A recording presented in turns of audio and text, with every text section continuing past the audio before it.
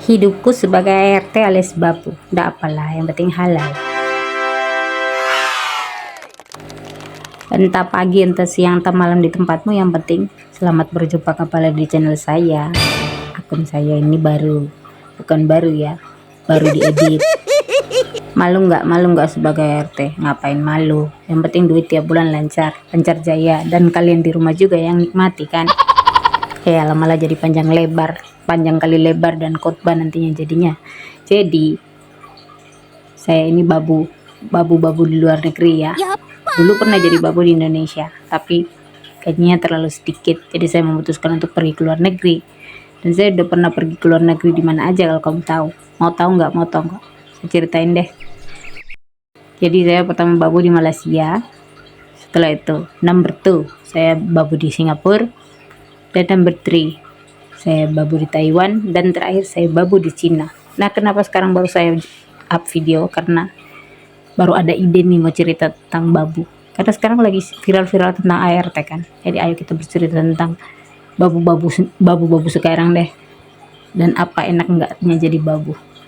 Kita mulai episode pertama aja ya. Pertama kali mutusin jadi babu itu di daerah saya itu tidak ada yang jadi babu loh. Jadi saya orang pertama mungkin yang jadi babu berangkat ke luar negeri. Dan itu pertama kali berangkat ke luar negerinya itu ke Malaysia. Ke Malaysia dapat majikan itu bukan berbahasa Melayu tapi berbahasa Inggris. Jadi semua di sana itu serba salah. Apalagi kita itu orang miskin. Ya kalau nggak miskin pasti saya nggak berangkat kerja juga kan jadi babu. Udahlah cukup kamu ketawanya. Kamu pikir jadi babu itu enak? Sini gantiin aku kalau kamu rasa enak. Jadi kita terus cerita nggak nih? Pertama kali jadi babu saya harus tinggalin anak saya yang masih 2 atau 3 tahun kalau nggak salah. Saya berangkat ke Surabaya dan kita diseleksi di sana. Waktu itu mau menyerah pulang lagi ke asal saya, Manado. Tapi waktu pulang ke Manado udah ada surat panggilan bahwa saya sudah harus berangkat ke Malaysia, dan akhirnya berangkat lagi ke Surabaya. Lanjut cerita, kita berangkat ke Malaysia. Di Malaysia ini ternyata majikannya orang Hong Kong dan dia tidak bisa berbahasa Melayu, sekali lagi tidak bisa berbahasa Melayu guys. Dan maklumlah kita dari orang bawah, jadi kita tidak tahu cara pakai berbagai alat yang di sana, karena di rumah otomatis kita cucinya biasanya di kali dan datang ke situ cucinya pakai mesin cuci. Tidak pernah memakai vacuum cleaner dan alat-alat yang lainnya yang masih serba dan sudah serba modern. Oh iya, ini saya tidak sambil membaca loh ya. Ini memang pengalaman hidup yang pernah saya jalani. Tapi itu sudah bertahun-tahun yang lalu, jadi saya cuma bercerita saja. Siapa tahu ada yang mau dengar, ya syukur. Kalau nggak mau dengar ya sudah skip aja. Kalau mau dengar ya syukur. Tanpa subscribe dan like dong. Kalau bisa komen, dan juga kalau berkenan tolong di-share. Di-share tapi apa untungnya ya kalau cuma cerita-cerita gini. Nanti aja kalau udah seru kalian share. Tapi tetap terima kasih karena kalian sudah mendengarkan keluh kesah aku. Pengalaman kerjaku di sana itu nggak indah. Jadi cuma beberapa bulan saya sudah harus pulang. Beberapa bulan, enggak ya, hampir 1 tahun. Terus saya kehilangan juga duit 5 bulan kerja, karena saya kirim di rumah, ternyata rekening mereka sudah mati. Nggak tahu kenapa dia mati, sakit apa, pandemi atau apa, kita nggak tahu.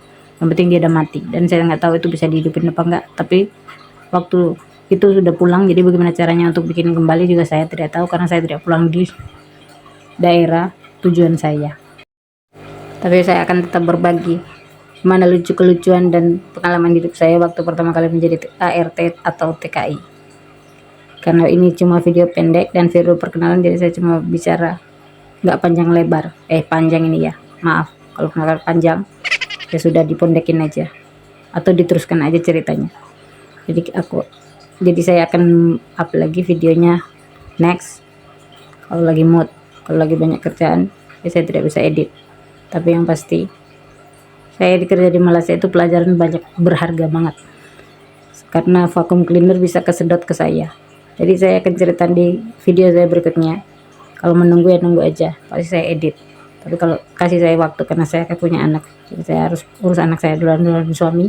Kalau nggak saya tidak dikasih uang belanja. Kalau sudah baru saya edit lagi ya. Terima kasih sudah menonton video saya, dan bagi TKI di luar sana, semangat, pejuang cuan, jangan pernah menyerah, karena kalau kita tidak ke sana kita nggak akan makan enak loh di rumah ya. Itu pengalaman saya pribadi. Moga-moga yang menjadi ART di luar sana banyak semangat ya. Assalamualaikum warahmatullahi wabarakatuh. Sampai jumpa di video saya selanjutnya.